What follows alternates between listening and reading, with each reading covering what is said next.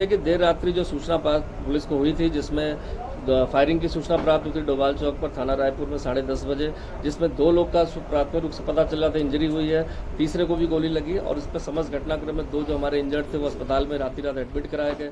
जिस गाड़ी से बदमाश के भागने का पता चला उस गाड़ी को ट्रैक करके आशा रोड़ी के पास रोका गया, जिस पर वो 2 से 3 अभियुक्त इसमें हो सकते हैं जो वहाँ जंगलों में रात को भागे, जिनकी कॉमिंग का करके उनको पकड़ने का प्रयास जारी था।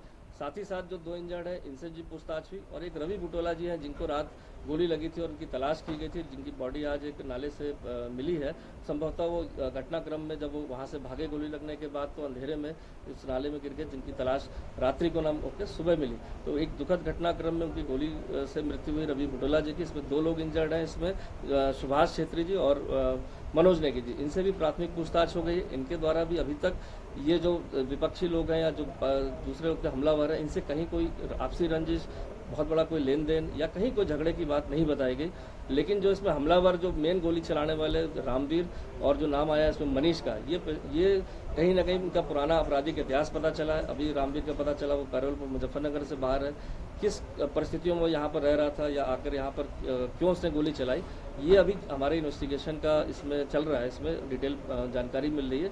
लेकिन कहीं ना कहीं इनके द्वारा आवेश में आकर ये जो दूसरा पक्ष है अपनी किसी गाड़ी को लेने आ रहा था और जो निहत्था था उस पर फायर किया गया, जानलेवा हमला किया गया, जिससे एक की मृत्यु हुई है। क्योंकि अभी इसमें 3 लोगों को डिटेन कर लिया गया, पूछताछ इसमें चल रही है।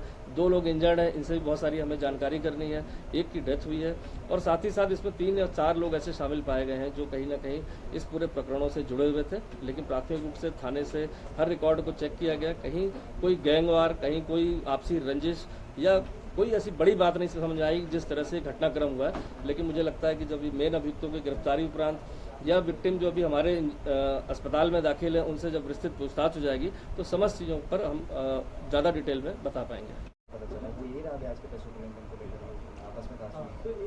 नहीं, ये तो जो विक्टिम है बता ही नहीं रहा कि हमारा कोई लेन देन का कोई रंजिश है।